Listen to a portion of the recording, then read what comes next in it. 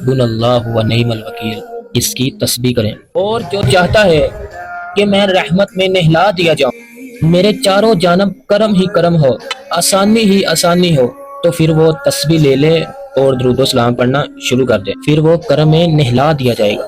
پھر اس کی زبان سے لے کر دل تک، دل سے لے کر روح تک، اور روح سے لے کر زبان تک، ہر چیز میں اللہ مٹھاس پیدا کر دے گا۔ اور آپ ذرا سمجھیے، ایک قطرہ اللہ کی رحمت کا کسی کو ملے، اس کی تو دنیا اور آخرت بن گئی۔